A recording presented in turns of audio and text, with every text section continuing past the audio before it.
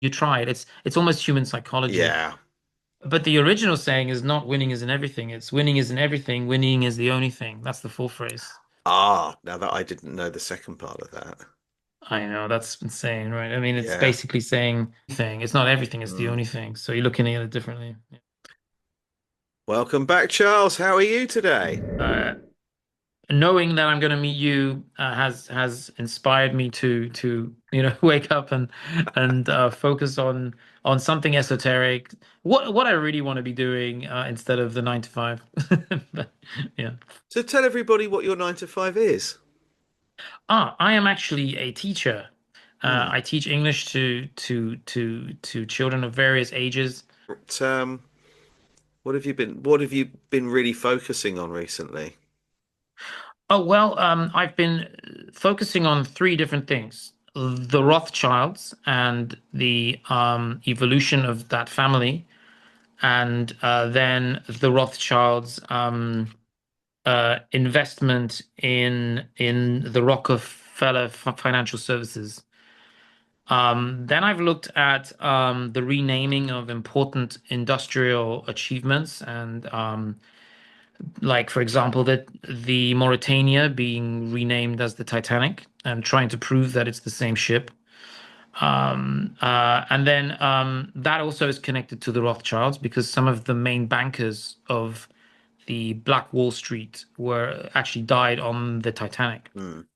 So there were a large number of very prominent Moorish businessmen that were, building the American Moorish economy, which was a big issue for some of these sort of colonial investors. But even the colonial, like when you say colonial, everyone seems to be colonial because after the 1700s, 1770s, there wasn't really any Native Americans. I no longer believe that the Moors were the Native Americans, and I also have changed my opinion on a few things, and I've continued with that research. The Rockefeller Rothschild families, this kind of owning of America as a business. America is not a country as the UK is, or as maybe Sweden or Belgium is, or Norway. America is a corporation. It's a corporation, and I think every person that is born in America has a strongman contract. They are born. They are lost at sea and then they are brought to land. And and I don't know what empire exactly manages that at the moment, but that's one of my lines of research. Um, Also the star, trying to understand where the star originates. And the idea of the star, does it have anything to do with the fallen angels or the stars we see in our constellations in the sky? And its connection to the Merkaba and how the star became this kind of satanic symbol now, which is basically what it is. And why has that become satanic? Because 666 became satanic. That's the ingredient of human carbon that became satanic, and now I believe that this ultimate cheat code is the Merkaba. That is a visualization of that Atlantean knowledge, the Atlantean Tartarian knowledge.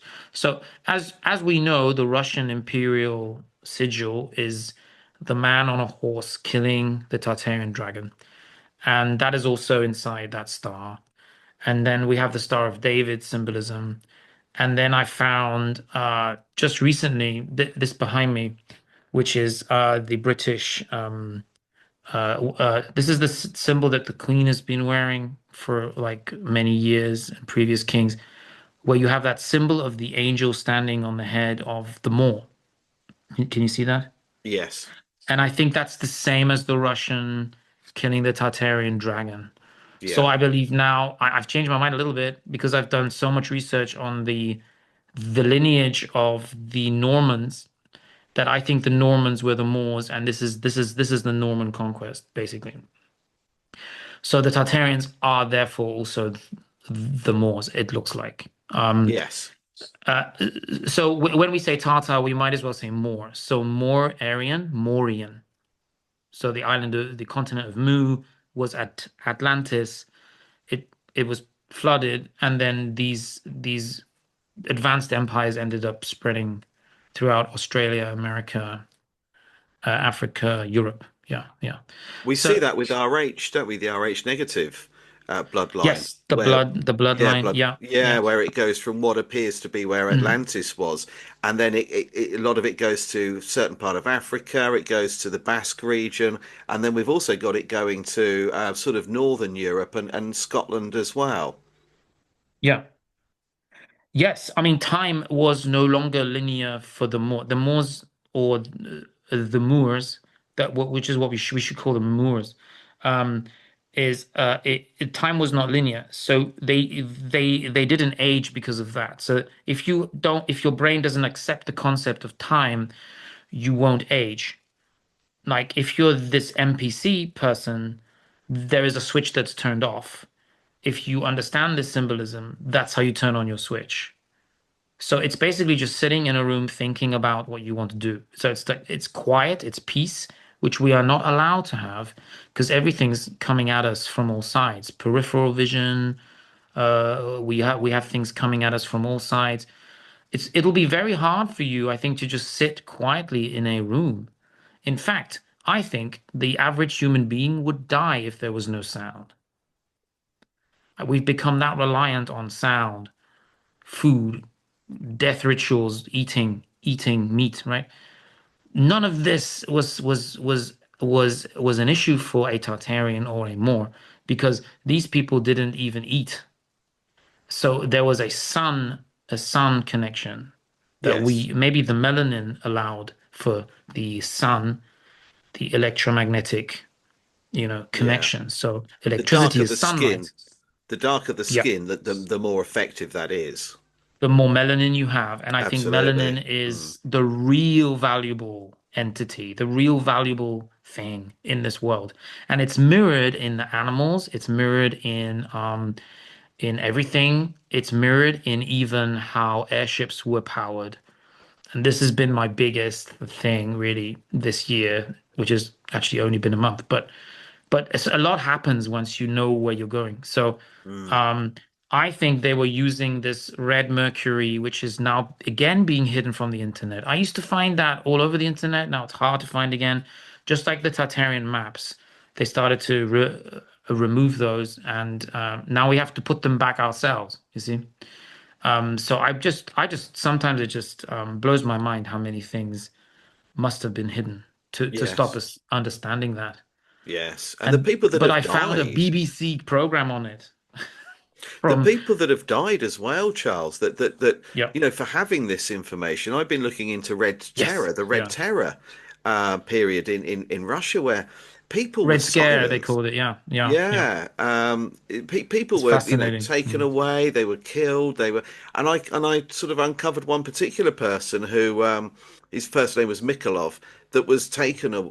His father was taken away, and Mm. because he had blueprints of how one of these particular buildings were constructed, and it had the golden ratio and the silver ratio all over it. And Yeah. he Yeah. took this information home. His son mentioned it to somebody. Within a couple of days, he's he literally he's arrested. All the paperwork is taken away, and he died in transit to the prison. And they, Mm. the people that have lost Yeah. their lives because they had this information, you know. Yeah. Yeah. But I understand why they would risk it all for this because to be vindicated, I think, in your theories. Imagine going to the door that you were trying to find. Like, let's say your life was manipulated by some higher entity, right? To some extent, you were put on this course, like a labyrinth. And the Minotaur is on the other side. You know it's going to be a near-death experience. But what is worse? Opening the door, realizing the Minotaur is actually trying to help you, or is your friend, or is actually just a myth. It's just the name of of the king and the Taurus field, and it's just electricity, it's just energy, right? But at the same time, never opening the door, turning around and going back where you came from.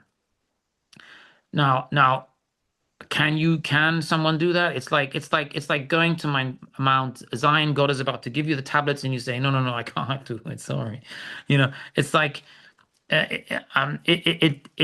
it goes against like human nature because I mean you're going to spend your whole life thinking I never tried to build this machine or I never tried to find out exactly what's going on here.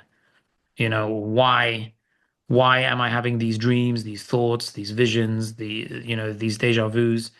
Why do I feel like I belong somewhere where there's absolutely no reason to believe you should be there or you should be comfortable there or you should see what you're looking at there. And and I do this all the time. This happens to me quite regularly. And I completely see why a Russian scientist would not give up, want to find the truth and be determined to find the truth. And yes, I mean, there are so many things that I know now that I found this truth, I can't talk about it. Like I can't talk about where keys come from. I can't talk about it because if I was to tell somebody else, then what do I have once they really do try to gang stalk you or come for you or steal your research or something? Do you know what I Yes. mean? You have to have something. I have to have a few things, and I have those. Actually, I have more things that I can't talk about than things that I can. So, like some things are just something like, for example, um, uh, the way they grow very fine crystal within petri dishes. They grow it like organic matter. It doesn't exist until they grow it. And they can't even make a patent for it. Because if you make a patent for it, that means there is a chance another human being will read it one day. And I think the great inventions of Tesla were never patented because that's too dangerous. Once it's patented, someone can go into the patent office, it can get lost, Yes. and I start to Mm. understand why a lot of these secret societies don't write things down because because once it's written down, it can be taken, it can be stolen. And yeah. I can reinforce that, Charles, because when I joined the Mm. Freemasons, obviously most people know that I joined and obviously don't go anymore. But when I joined, one of the first things they told me was to not write anything down. I mustn't write Yeah, anything I get down that. Yeah. ever. Yeah. And you can see, like you quite rightly said, you can see why. I can completely see why. But I think that to some extent writing things down does reinforce it. Maybe then Yeah. you can destroy the notebook once you've started writing it. But the physical action of just holding a pen, because your pen is your wand, and you'll see a wand everywhere. I've seen these on like the outside of libraries. There's wands. The Queen of England had a wand broken during her funeral because that was the end of her sort of reign as a magician. So yeah, we're no longer talking about the monarchs that built the empire. We are definitely talking now about a Rothschild empire. And I would like to see whether or not Britain is in the same situation that America is, that it is actually a corporation now, not a con Oh, not it a absolutely is. yeah, The yeah, United Kingdom is a construct. yeah, It's just a concept. It's a document. I live mm, on England. I don't obviously live in England because I'd have to dig down into the ground. I live on the yeah, land that is called England because someone named it that. But the United Kingdom, which is really the city of London, which is, as you know, sort of outside of the UK jurisdiction, mm, which is quite strange, yes. isn't it? But yes, the UK is a legal fiction, and we are all subjects of that. We're all employees, if you like, of the United Kingdom. Yeah, I heard that was or the city of London doesn't go under the jurisdiction of the UK, but it does have its own policing, its Yes. own police service, and it was set up by the Count of Orange, I believe. Yeah, And the jewelry quarter used to be called the jewelry quarter. And they just switched the name a little bit to make it look like it was about jewelry because that was one of the main Mm. trade sort of a business ventures of the Jews that were brought in. I don't know where the Jews came from that were brought into the city of London, but yeah, they did create their own fiefdom, like a financial arm of this one world government. And yeah, I still haven't disproved the theory that we are still ruled by them all. Yeah, so that's that is following me around, and it sort of won't go away. But yeah, most people don't realize that the behind me that star is this sort of angel, this angelic man, which is Caucasian, obviously, which has got his foot on a black slave. So even today, the symbolism is still everywhere, and I don't know why it's still there in 2026. But I think even Queen Elizabeth wore this. It was part of these kind of old traditions. I don't know if the royals actually look at all of these symbols, Have you but ever yeah, sort of heard the theory, and this is something I've spoken about, that the crown jewels themselves aren't quite what we've been told, and that it's something that I mm, started. I'd heard about it, quite a bit over the years, but I looked into it more closely about a year ago when we lost our dog Alfie, yes, and someone suggested actually having his ashes turned into a synthetic gemstone, and then we could, yeah, or a crystal, we could mount that on something.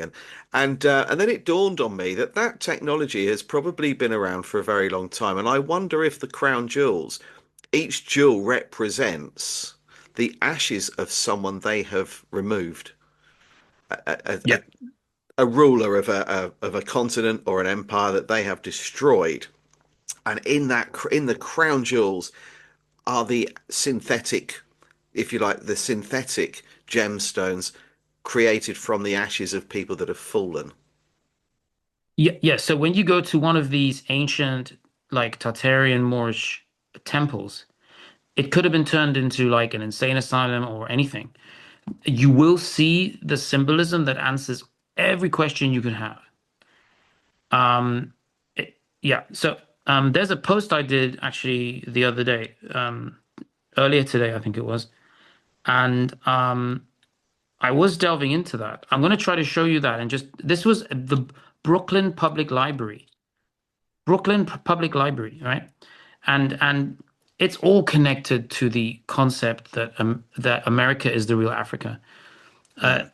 when I told you that wasn't that was just supposed to be a temporary project, but there is so much here that is uncovered now, especially with all the fires in America in the 1930s.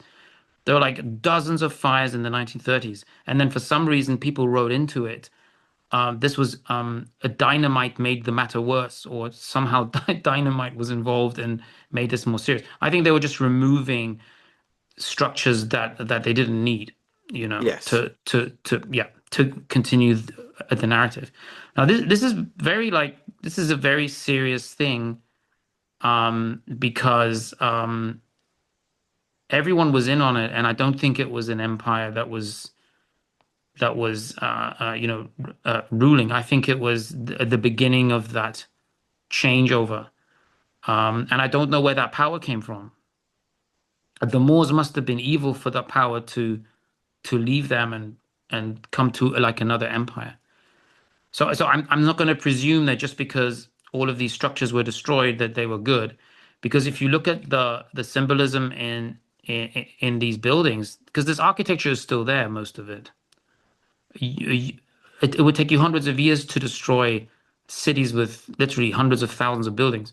So, so I think it's too slow, and there was no point doing it, but they still kept doing it. Maybe they enjoyed doing it. Maybe there was treasure to be found within the buildings.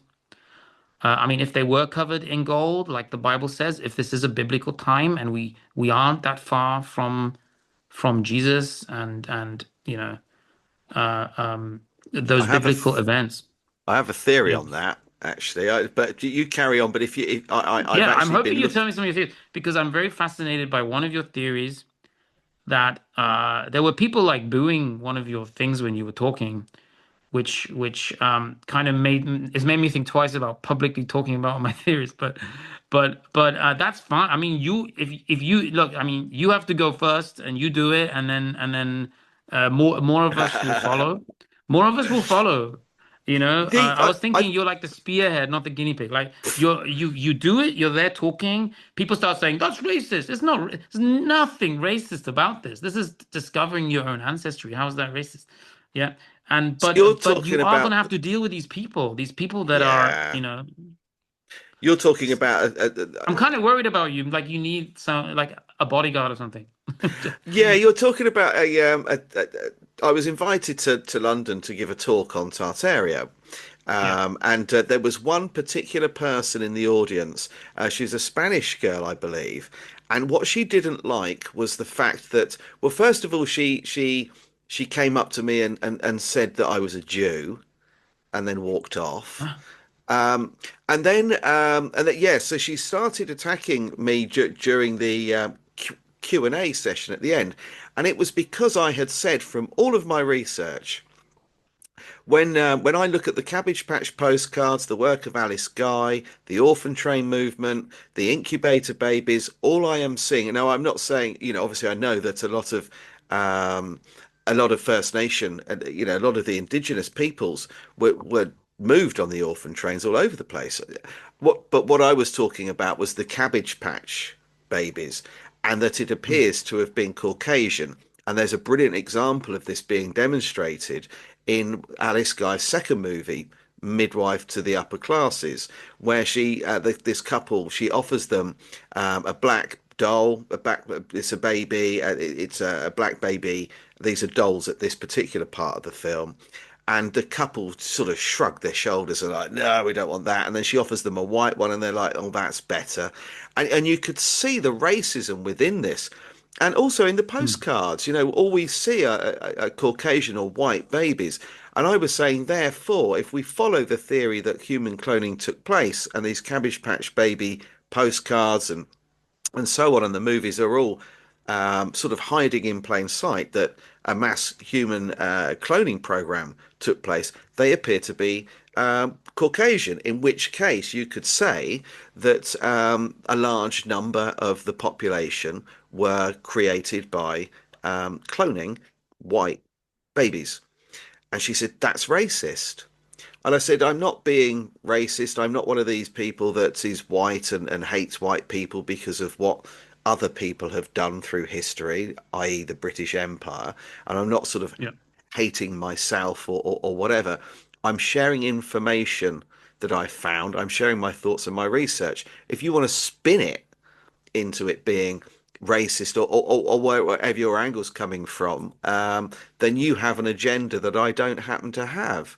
And then she Yeah. came up to me at the end and started having a go at me about, but everybody shut her down, which was really nice because all I was doing was sharing what I had found, and she didn't like Yeah. that. So I came away with the feeling that actually she was talking about me being racist against white people, which is daft because that would mean I hate my Mm, friends and family. Obviously, my wife's from East yes. Africa, but it's suggesting that I have an issue with my own, my own family and a lot of my friends. And it was silly, but I couldn't help thinking that actually she was racist herself and didn't Okay. like to take on board the fact that there were people out there that weren't white that could possibly have been more advanced than we are today. That was what she didn't really like. But in the end, a Yeah. few people sort of shut her down. But yeah, so yeah, Mm. I do wonder sometimes, am I going to get a knock at the door or, but but it's the fear, isn't it, that stops people from putting this information out there, and we can't be scared. We can't live like that. No, So I we just, can't. Yeah. yeah, But I think this is also my opinion very much so. Like in the end, you have to open the door in the middle of the labyrinth, right? mm, And you have to rely maybe on this on your spirit guardians.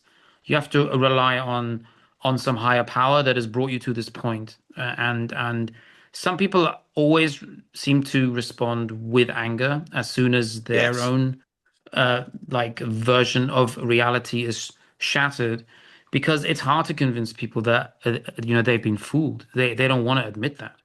So it's almost harder on you for trying to free them and free their Uh, minds than it is for the establishment that has tried to keep them down in this lower frequency. it's a And it is thankless very task. unfair. It's very unfair.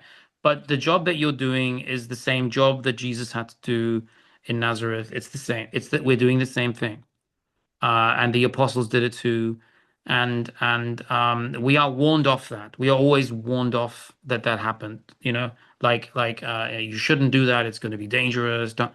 But I don't think it is. I think you are protected once you start going down that path, and you will see things fall off you too. Weaknesses, misunderstandings, emotional weakness, everything will fall off you. And you start to deal with your own trauma, which we all have. We all have trauma. Yeah. We all have things that we have to deal with. Yeah. Neurological pathways that shouldn't be where they are.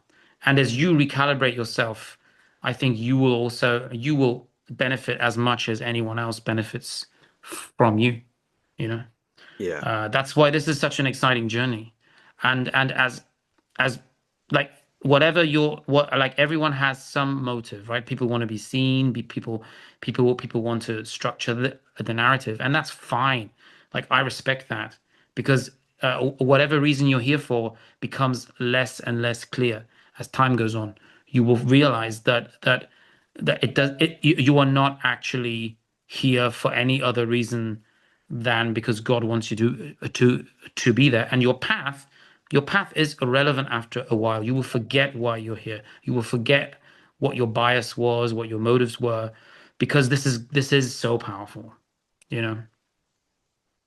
I honestly believe that. And you'll be forgiven, you'll be loved by God because I don't think evil people get very far. I really don't. I think that this is the illusion that Satan tries to spin. Oh, these people are rich, they're wealthy. No, I don't think I think they go through hell like you won't believe every Yes. day. And it doesn't Yes, I matter agree. how wealthy you think they are. It's usually all minus, And and Mm. and and I think that's not you. That's not what God made. God didn't create a financial system. He didn't create, money and currency. He didn't create those things. It's funny Those, yeah. I was just going to say it's funny you say that because I'm sure there'll be some people watching this that don't know much about English football, but Mm. over certainly over the last sort of 20 odd years, perhaps one of the more famous names would be Wayne Rooney. Yeah. Most people watch this will know that for years I was a tattoo artist. I started as a graphic designer and then ended up being a tattoo Mm. artist. And I tattooed his physiotherapist. I actually tattooed him. And I said to him, "What's it like, spending time with people like Wayne Rooney?" He said, "Well, Wayne Rooney is a brilliant example because, everybody in the country knows who he is. Most people in Europe know who he is. He's famous, he's incredibly wealthy. But what is really interesting is that when he first met him, he said, "What an incredible life you must have. You must be able to go wherever you want. Money's not a problem, doors open." He said, "I'm the loneliest person you'll ever meet." He said, "Because I've got Mm. all this money and I'm a celebrity of sorts. I know it's not a brilliant word to use, but you know, I'm a celebrity. I've got this money, but what I don't know is, does somebody want to be my friend because of me? Or do they want to Yeah. be my friend because of what I have to offer?" And he said, and because of that, I spend most of my life on my own. And he said that Yeah. Wayne said he was permanently lonely. And this physio, he said to me that he was without a doubt one of the loneliest, saddest people he'd ever met, with an incredible talent and a lot of money. Yeah. Yeah. I mean, I think that's the price also of being famous that you can be famous and loved for a long time, but after a while, the scales kind of change, and your downfall becomes more the most desired thing. And And as that, Mm. and no matter what you do, you can be the most beautiful, perfect person. I think they actually, these publicists, as they're called, they actually plan on that. That a star within a certain period of time, if they become too famous, their downfall becomes such a valuable part Mm. of their career that they almost have to do it, whether they like Yeah. it or not. And it's usually a mistake they made when they were young. Maybe they did the wrong kind of photo shoot, or they forced themselves on someone, like, or they took drugs in a public place or something. And usually all of that comes back up. And it's almost like this balance, like you have to pay for the time that you spent in heaven, and you have to balance that out now. And and uh and I think sometimes they even fake that. They fake some disaster, some embarrassment. They fake being canceled just so that they can control the narrative to some extent. So Mm. I think Amber Heard, Johnny Depp was one of those situations where Amber Heard is signs a contract. She's going to do this and this and this. Johnny Depp is going to get to go to court. It's going to look terrible. He's going to lose a movie deal.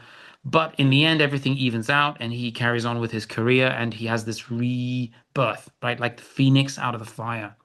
Yeah. So they are using this symbolism, this ancient lore to reinvigorate someone's career, create a fake fall and then a rise, and then the guy's even Mm. more famous than he used to be. And it kind of also helped these elites put an end to the whole Me Too movement, when now Johnny Depp, one of the biggest stars that everyone loves, Pirates of the Caribbean, even Harry Potter, right? So then everyone loves Johnny Depp, right? I mean, he's got a long career, and then he suddenly falls from grace. You think he's going to be cancelled, but then you find out Amber Heard was recording him. She was lying. Suddenly, all of his ex-girlfriends and wives come out and say he never abused anyone. He was never violent. And I am suspicious now about this because I see everything through a different lens. That these are now these orchestrated fake, Yeah. fall from grace and then resurrection. And I That's it. think It that's is what Donald. biblical. I think Donald Trump is doing the same thing. He's trying to do this prophecy of being the last president through Yes. through various novels that he may have been involved in writing, and then they name their children after important figures. I think Elon Musk did the same thing, and now you have the connection between Elon Musk and Donald Trump. And I think this is ancient symbolism. I think it goes back to ancient Greece, ancient Moorish Empire, ancient Egypt, and I think I found a building that is going to blow your mind. And the symbolism is what it's all about. Could I show you the some photos? Yeah, please do. Okay. So this is in America, and I mean, I think everything is on one building. I don't even have to really look for other buildings. So this is the public library in Brooklyn. Um, yeah, so this is the Brooklyn Public Library. Now, I think this is an ancient building that has been cleaned, and I think this goes back to Roman times. I think it's just been cleaned. And I think this is actual gold in the pillars. So the first image here, one of my favorite symbols. Can you see the Eye of Horus there? Absolutely, Yeah. yeah. It's the And first then thing I you have, spotted, actually. yeah, it is, right? I think it's always very magnetic because we are looking at our own connection to a God, which is the third eye. Mm. And I don't know what he's holding there. That looks like a phasis, maybe a bundle of twigs, but then there's obviously some kind of wand. Can you see that? Yes. And I think the magic wand is my new favorite symbol because it's everywhere. The Egyptians had wands in their hands. Yeah. Yeah. And this is obviously the wand. And I think if you like, I mean, you can find wands in the hands of ancient Egyptians. So I think the wand, made from some sacred wood, like Hollywood. So Yes, this, it's from the holly tree, isn't it? yeah, yes, it is. Mm. Yeah. So now this is also on the Ah, same entrance. This is all on the same entrance. So here we have that the uh you've got the Masonic symbolism. Then you got yeah. Moloch, the Yeah. owl. And I'm gonna, I think maybe I can go this way. This way. Okay. Yeah. Okay. And then on top, there's more owls on top of Oh, the pillars. This wow. is the entrance. This Mm. is such a grandiose building. Um, uh, yeah. And Have you looked into the narrative behind the building, like who they actually state on Wikipedia, for example, who built it and how old it is? yeah, but I don't think that's true. Oh no, it So, won't be true. No, I'd bet yeah. anything that it's not true. But I just wondered if you had, because I imagine that what we don't have is any records of the labour, any records of the stonemasons or the Hmm. craftsmen, those sort of artisan skill sets. I bet there's none of those, no reference to where any of the stone was quarried from, nothing to do with the actual production of the building. They'll just give us perhaps when it was built and the name of the architect and maybe somebody involved in the building, but there'll be nothing. There won't even be any hospital records connected with injuries caused on the site during its construction. There's never anything. Yeah, yeah. So the actual narrative for the Brooklyn Public Library for the construction is that it was actually that the public library is still being constructed and won't be complete until 2028. Yeah. So I think that's the way they got around it Right. this time. Yeah, yeah. Uh, yeah, but it's located on an ancient burial ground. So I think that's why it would be important as a ley line energy center. Yeah. Mm. Yeah, yeah. So it's not by accident that it's there. And it's No. actually linked to a very large star, like a large geometrical star. So the yeah, it says architect Tashiko Mori. Um, it's an Art Deco building.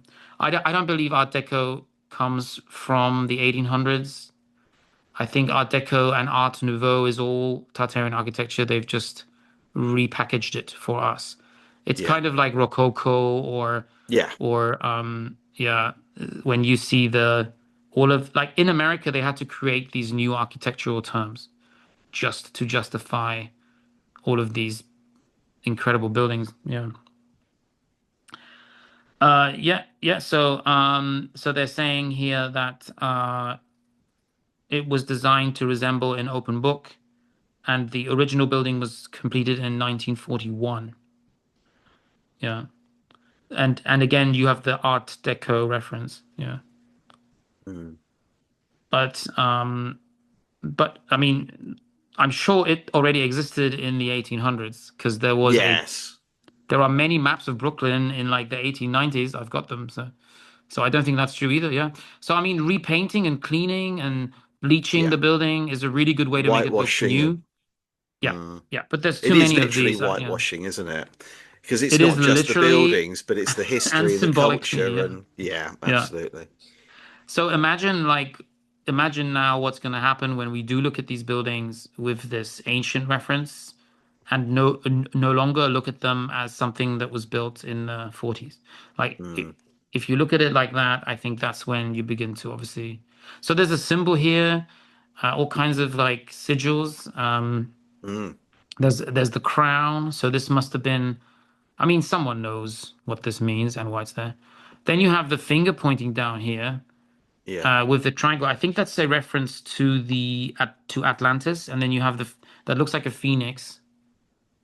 Yes, I it think I have does. a Yeah. bit, and then you have the beautiful Tartarian dragon. Oh, So right. just in case you weren't sure what you were looking at, Bloody hell. That's and you have the incredible. acanthus leaf. Yeah, Excuse me. I mean, if I saw this 5 years ago, I wouldn't have known what I was looking at. It was just Art Deco, but now I know what everything means. There you have the Tartarian Empire, because you are in Morocco, and lo and behold, you have the crystallized soul, the as you were saying earlier with the crown jewels. Yeah. Looks like Zeus holding up. Yes, it does, doesn't it? Yeah. holding up the pineal gland. That's what I Yeah. see. I see pineal gland. Yeah. There's a giant one in the Vatican, so we know what it basically looks like. And that could even be Yes. some more heads there from Italy. I don't know. Yeah. I mean, it's all there, but how many people actually look at that building and know what's going on, you know? Yeah. And that's the idea, isn't it? Because it's in plain sight. Yeah, yeah. Oh, down you get. Sorry, little Arthur wanted to get off my lap, bless him. So this could be a wolf, I'm not sure, or maybe a cougar or something. Yeah, difficult to tell, isn't it? Kind of looks like a So cougar, doesn't it? so that might be the original Confederate, the original Confederate symbolism, which is Native American. Yeah. Yeah. Uh, oh, there was also Oh, stars. There was also three wow. stars. So I Mm. think all the stars together might be the fallen angels. Yeah. So there's these massive stars. Okay, I got something else for you. This is going to blow your mind. I think this is part of the prophecy that Donald Trump prescribes to, because this was on the cover of the book, apparently. So I tried to do some research to see if anyone else has come up with that. Do you know the Ingersoll Library? Not the library. I know obviously Ingersoll Lockwood's work, but I don't know if there is So a. Ingersoll Lockwood was or at least it was set within that library. So I know the library is very old. So I can prove that that is not correct, what they're telling you about 1941. So there's a book, Ingersoll, and this is why I'm mentioning Donald Trump taking over Greenland. What he's trying to do is bring about the end of the world, um, or this clone that might be Donald Trump, right? Yeah. So Brooklyn Public Library is Ingersoll Bergman's cover of his book because it has the same symbols. 5 by 3, 15 demons, right? So you have one demon, like the king of the Beelzebub. You have Neptune, which is actually a demon, not a positive entity. And now, yeah, so Ingersoll Lockwood is that's where he got the symbol from. Yeah, those symbols from his book. Right. Right. So this is So connected with to a the much older theory. Yeah, much older narrative. Yeah, and with the Ingersoll Lockwood novels, I mean, most people will know these. I often wonder whether or not mm, they were written when we're told they were, because he was a lawyer, wasn't he? And nobody really bought the books. If we follow the yeah, narrative, the books weren't popular when they were first published. But I often wonder if they're actually far more recent and a backstory was created to suggest that they were a lot older and this is fulfilling prophecy, you know, especially not just yeah, the adventures of Baron Trump, but more the last president. I wonder if that is actually all part of either some sort of massive marketing campaign, so people think, look, it was yeah. prophesized. Trump was supposed to be where he is right now and is the last president, or is Trump following a script that is very, very old? Or does Trump not know what's going on and has suddenly realized that he's fulfilling a prophecy without knowing what's going on? That's what I'm starting to Yes. realize. Because there's no way he Yes. planned that stuff himself. No, Okay, I don't think so. I'm going to show you something. Blow your socks off. Ready? Watch this. This is the cover for the. I'm going to try to show you. Uh, something might go wrong because when I usually do this kind of when I show something really important, things tend to go wrong. Yes. Okay, Yeah, I this know that one. I believe because it says Brooklyn Public Library. I believe that Right. this was part of the this was the original name of the library. So my okay, the Ingersoll Library is the actual original name for the Brooklyn Library, and it is very old, part of the original Moorish era. That's incredible. That is insane, right? Yeah. Yeah, I got goosebumps when I realized because that's an etching of the front door, bro. That's an etching of the Yeah. front door. And for some reason they decided to put Brooklyn Public Library and use it as some kind of flyer. I've no idea how this happens. But I don't think anyone's connected that, even though it's so obvious to me. Yeah. Yeah. No, I've never heard this before. And I've been rattling on about Ingersoll Lockwood for No, nobody's years. made this. I don't think anyone's made this connection actually, to be honest, because No, I've never heard no, anyone post about it. But no. obviously now people are going to post about it after they watch this episode. But yeah, no, I'm kind of used to that now.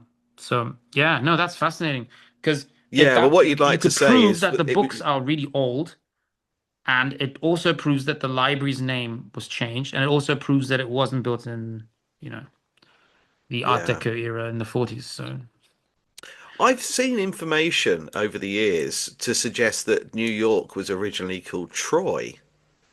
yes, yeah, yes, you were right. You told me that last year. Uh, um, yeah, you were 100% right. Troy was conquered and fell, and the one of the kings or one of the noblemen of Troy was called Brutus, and he escaped. Went came to Britain. He had to kill a lot of giants. Apparently, this has all been written down into a narrative.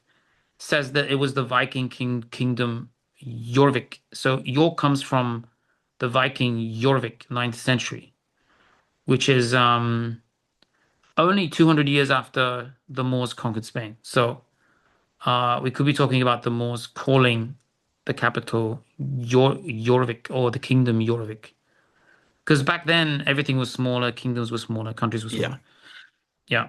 So and then Edward the First moved the government in 1298, and yeah, then it became the Kingdom of Northumbria today, which we know as Northumbria, right? So this was the power base of the UK, Jorvik. So he basically called it Jorvik, which means the Vikings were originated not from Northern Europe, but from the United States. Yeah. So New York is actually Old Troy, and Old York, the original capital, Jorvik, is actually the new Troy. Can you see? So it's inverted back to front. Right. Yes. But I only did this research because you told me that already. I don't know if you remember. You told me that last year that yeah, the Troy York, yeah. So I think the Romans then called it Londinium, but Yeah. so now we call it but if the names change, the location doesn't necessarily have to change, you know. No. Yeah. No. And this is something that's been done, I think, to add confusion. It's like I was talking to someone this morning, and I said to them that my mother's father was from Crimea, and I stressed Crimea. It's not Ukraine. He was from Crimea, Yeah. and changing the names on maps.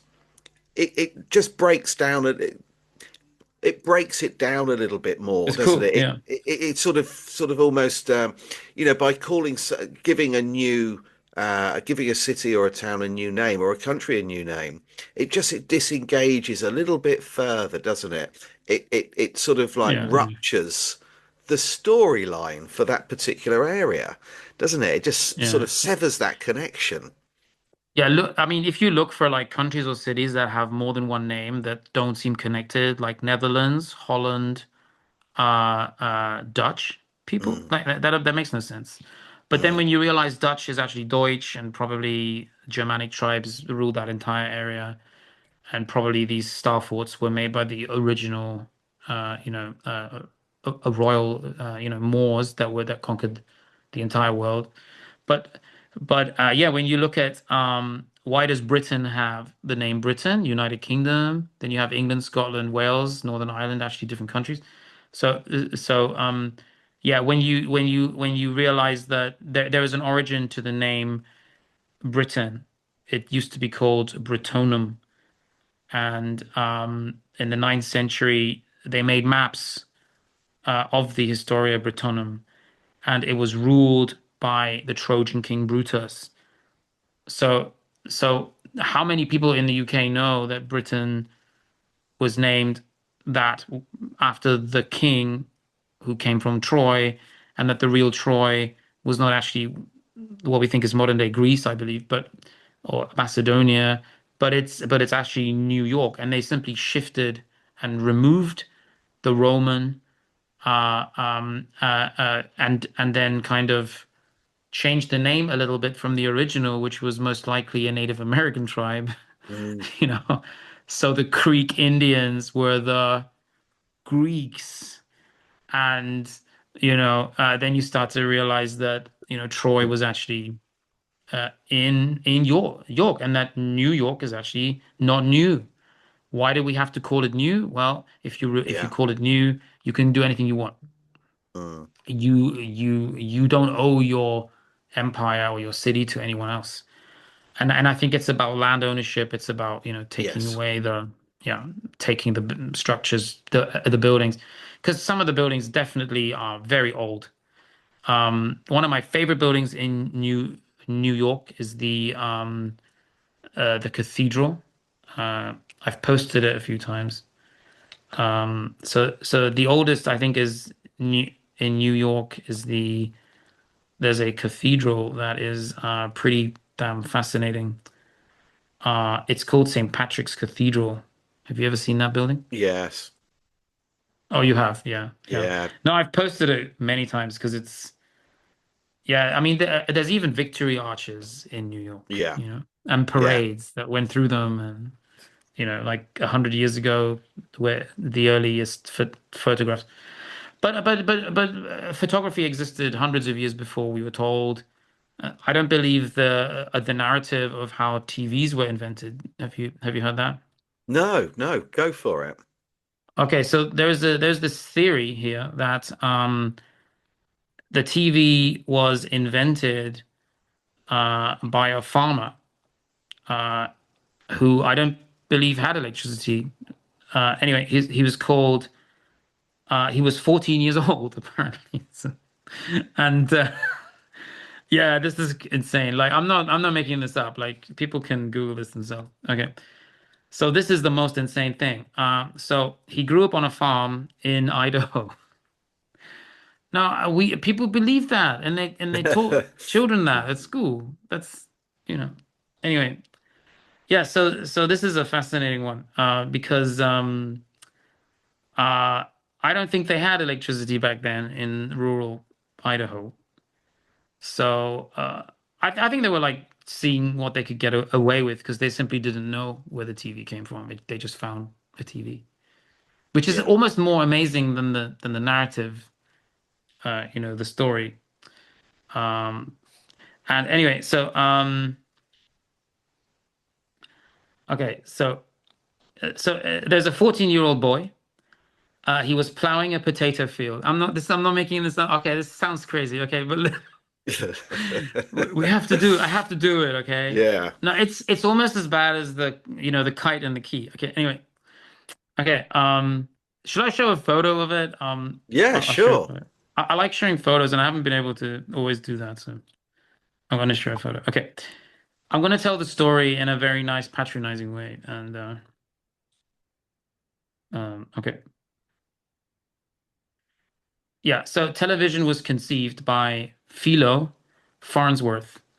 Um, Philo, yeah. So I mean, I'm trying to think if that name has any particular like meaning. Okay, so here's Philo Farnsworth. He is a farmer. He's 14 years old. He's plowing his dad's field, and yeah, he gets like this amazing idea. Um, yeah, I don't. Okay, okay. Let's try to. Okay, let me show the photo. Okay. Yeah. So he's plowing his field, and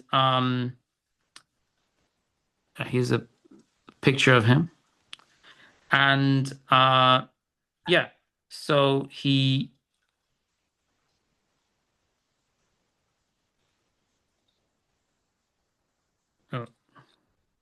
This is him. Now, what he has in his hand is actually very important for creating free energy. So if you have one of those old TVs, try to Hmm. take that part of it off because that's the expensive part. So yeah, so he is plowing his field. He's only 14 years old. It's 1921. I don't think he would have had electricity in his farm, but maybe he was lucky. He did have electricity in 1921. And he was plowing a potato field and he envisaged that scanning images line by line. So, Oh, okay. so he's plowing the field. He has no background in uh, chemistry, physics, or any of the sciences. And he's plowing a potato field. He envisaged scanning images line by line, much like the rows he was plowing. So much like Oh that. So dear. he later developed the first working all electronic television. So we've gone from plowing straight to inventing the first television.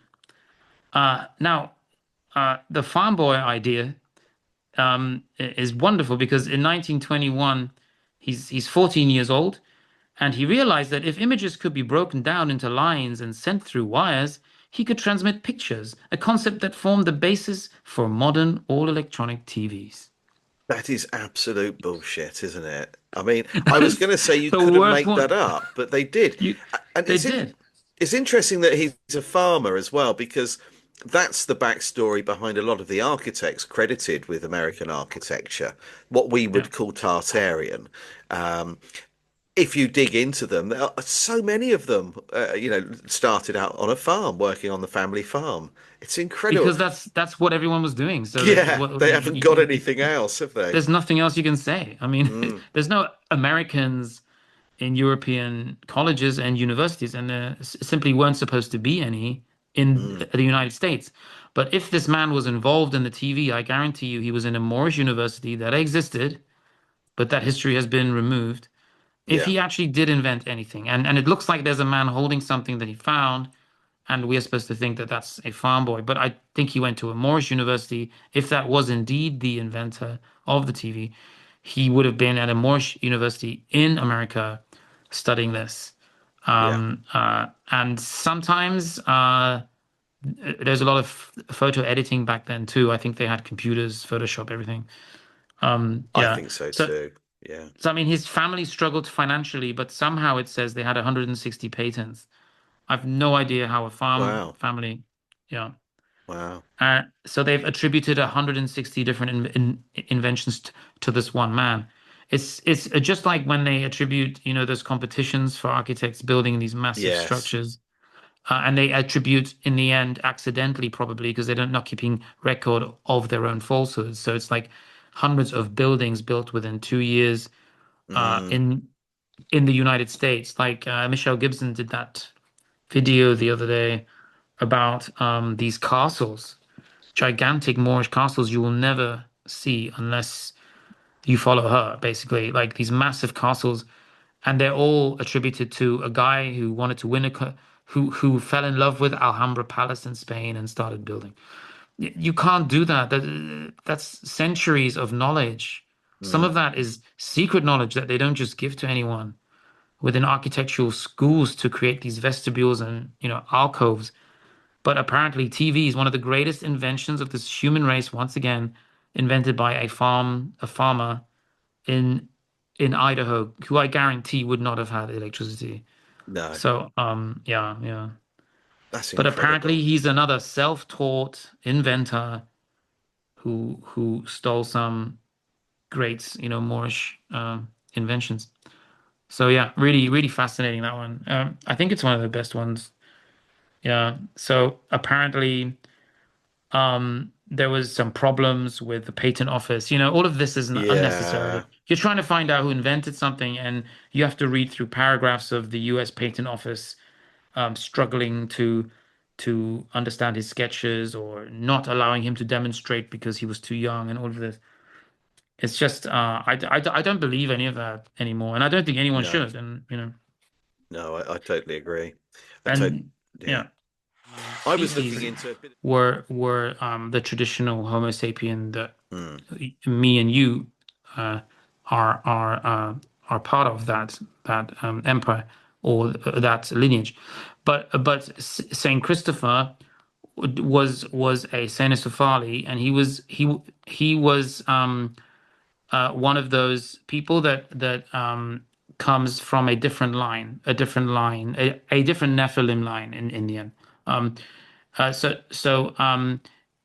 he or people like him, warriors, these dogmen used to have to encase their faces in these larger facial structures. Now, those still exist today in a museum in Prague. The dog helm, if you like, the dog curious, and they had much longer arms and legs. Yes. Um, we would call that like a werewolf today, but I don't think there's that transition during the full moon. I think that's a fictional mythology. Yeah. But as crazy as it sounds, a higher frequency dog does walk upright like you and me. Yeah, yeah. So those did exist. Also, the worm people um, are incredibly difficult to find. But there is a sculpture that I have discussed before of a worm armor sculpture of Oh, is it a breaking? king, Is it breaking through?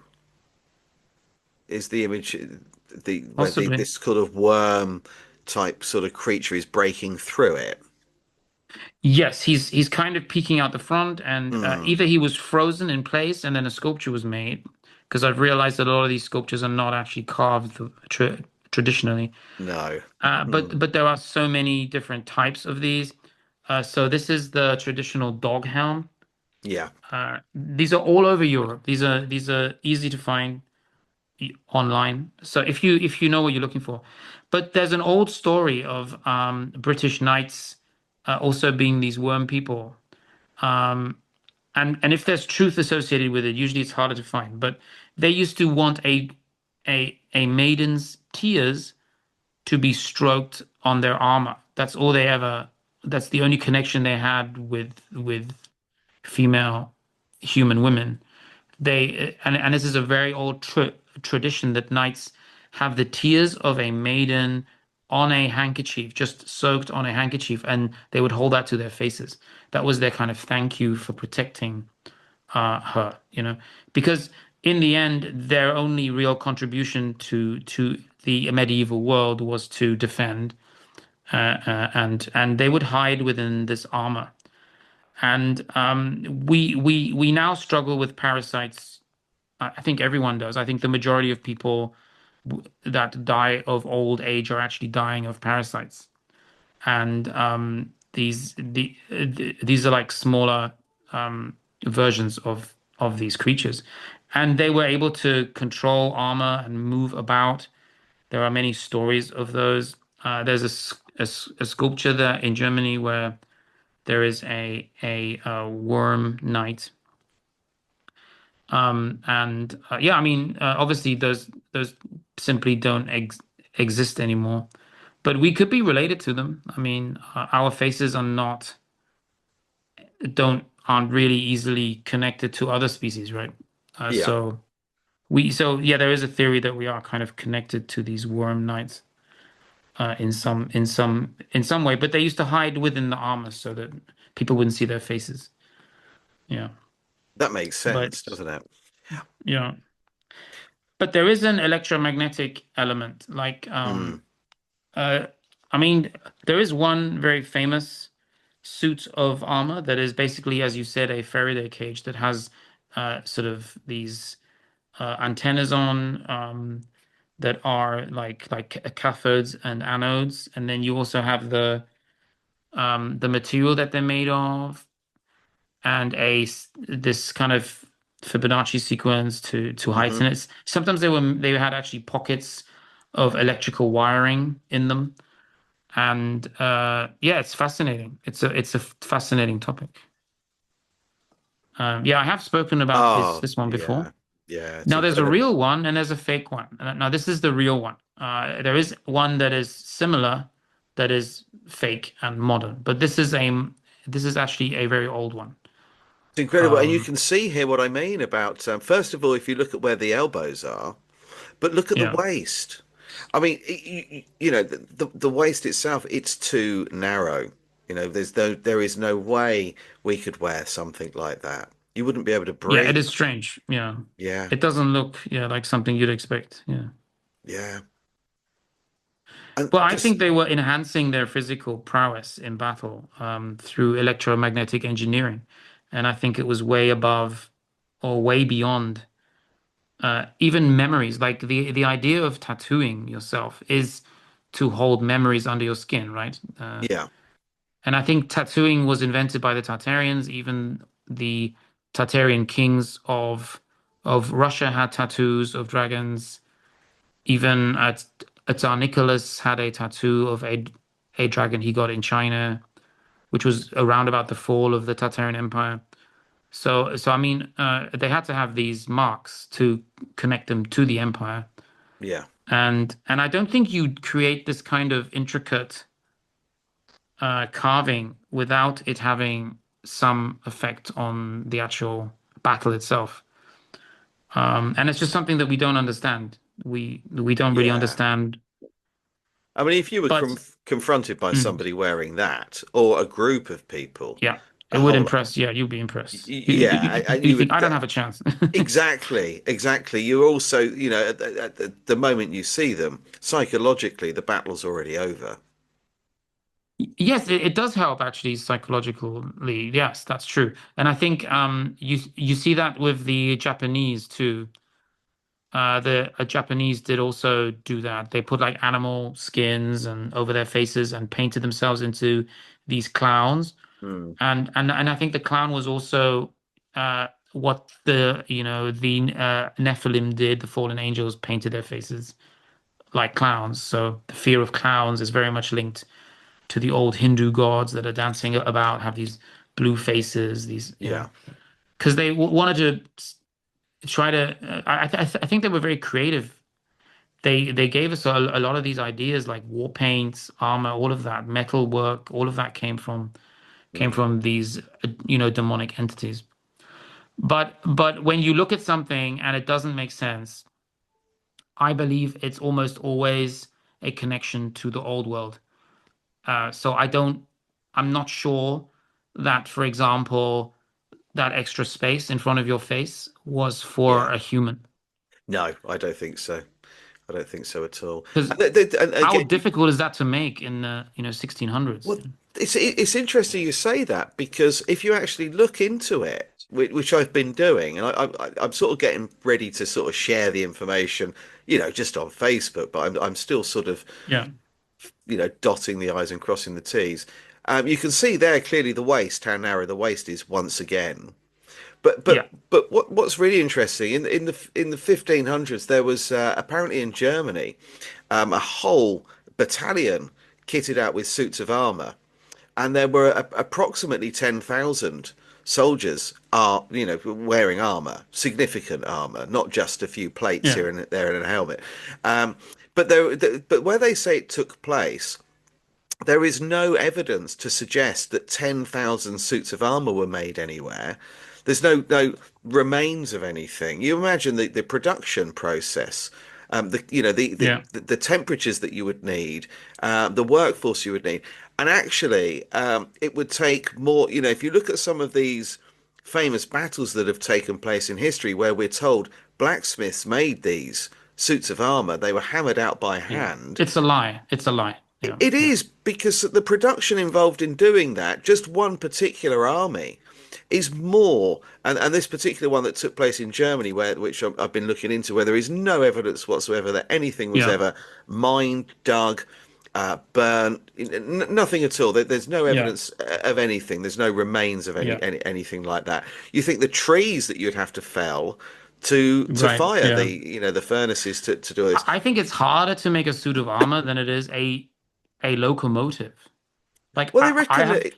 When did they decide that somehow there's a difference between the 1800s and the 17 or the 1600s? All of that is a lie. That there was no history. Those things happened at the same time. Mm, A suit of armor is harder to make than a steam locomotive. mm, It's just more difficult. It's more intricate. There's more engineering that goes into it. It's not that our history is a lie, it's that we were too stupid to find out what the real history was until today. yeah. That's But what I believe. I mean, how that's can you have a Japanese samurai in full I armor know. in 1867 trying to fight some shogunate, right? Mm, Then you have these Ronin running around with new armor because now they don't have a shogun anymore. So their final duty is to kill the man that killed their king. And then you have the first steam railway in Japan in 1872. yeah, Shut up, yeah, bro. That's impossible. yeah. There's no Shimbashi station without a samurai waiting to go on a steam train. Have you ever seen that in a film? I bet they don't want to put that in a film. That would be No, a far better film, you know? yeah, yeah. You're So you exactly have right. Tokyo to Yokohama line, and then supposedly they already invaded Taiwan, but Taiwan had a railway line going from Tainan all the way to the Kaohsiung harbor and back. So why would the Japanese build a railway in Taichung and Shinzu in Taiwan when they themselves don't have their own finalized, Osaka, infrastructure? And then suddenly an elevator pops up in the middle of Japan. They have an elevator already, and they got that wrong too. Yeah. So these are people just making up the story. I created this like split screen just to show how ridiculous our Mm, history is, because mm, that's less than 10 years difference. yeah. You know? Yeah, absolutely. And what I was saying about the armor, this particular battle that I was researching, where there were Yeah. 10,000 knights in shining Yeah. armor, the Yeah. production involved in that process of actually manufacturing or producing the armor for all of the troops is more Yeah. than the combined effort for the Second World War. I believe it. I believe it. I don't see how anyone can argue with that. I mean, have you seen the level of they how can they not have invented the umbrella, but they're inventing these fanning armor shoulder blades that move and Yeah. everything, and Mm, come on, yeah. like Yeah. I think we have a good case for rewriting our entire history. Do you think we'll see it? Do you think we'll We will see see that what. happen? The rewriting Yes. of our history? Do you I think think we'll see it's it in I our think the lifetime? Third World War is a war built on with ChatGPT, on Facebook, with people like you, me streaming, because no one's going to go to war if they realize that everything was a lie. Because if that was a lie, and then you have obviously other medical Mm, lies, I mean, no, no, I don't think there's a chance. And by the way, Guy Anderson, it didn't just end with putting armor on your head. Okay.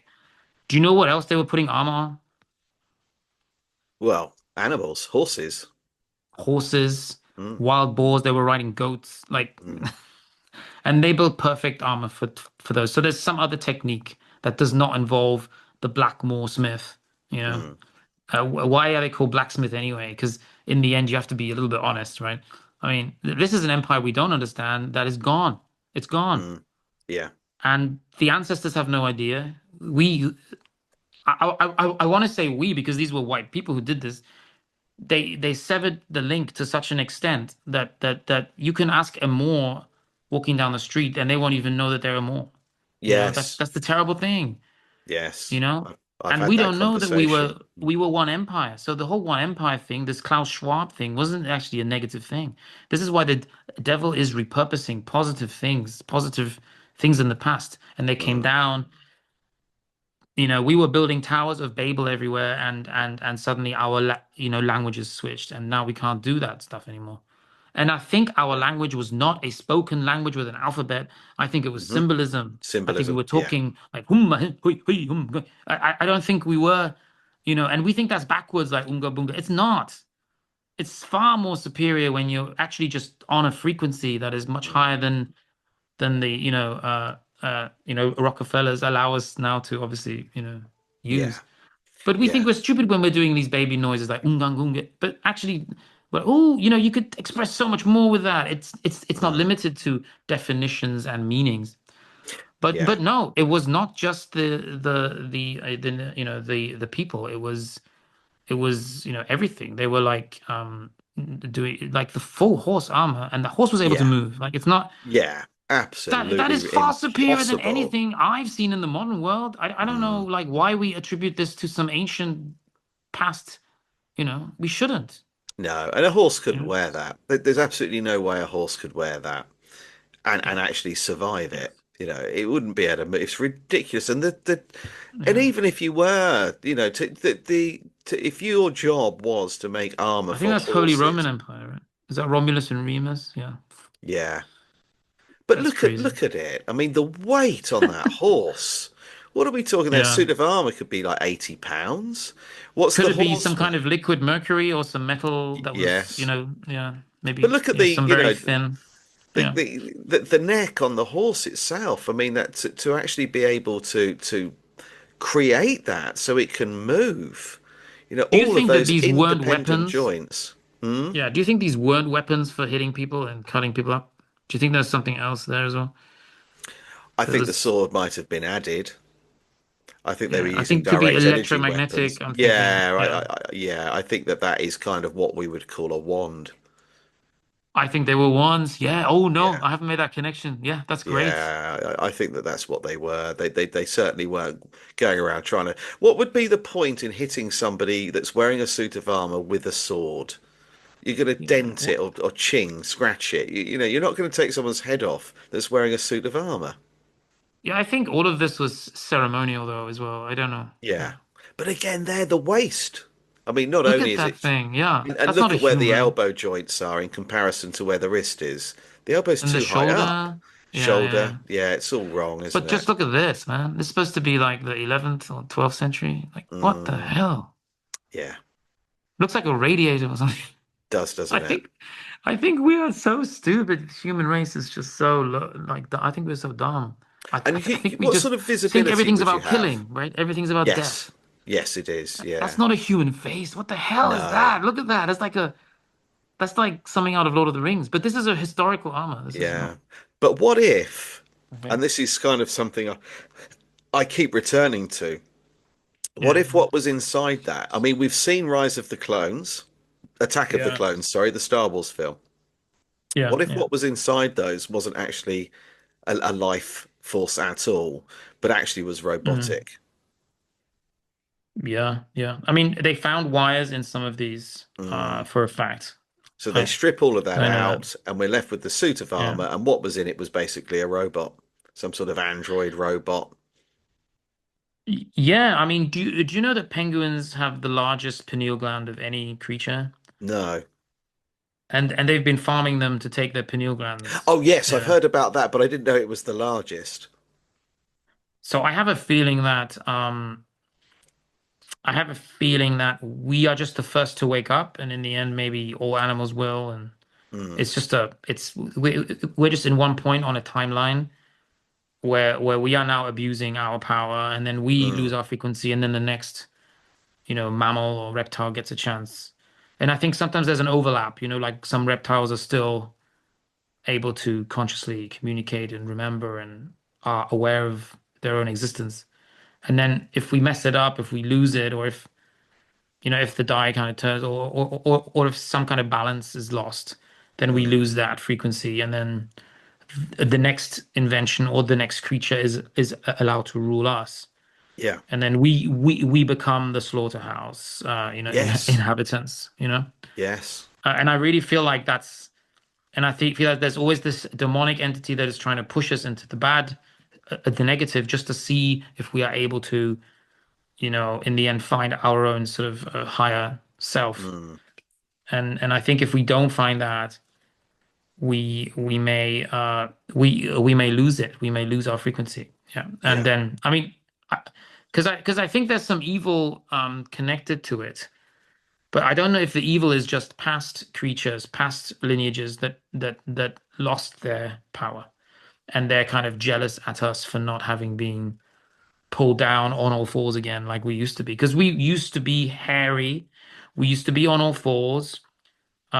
Like the story of Nebuchadnezzar, who got to experience that past.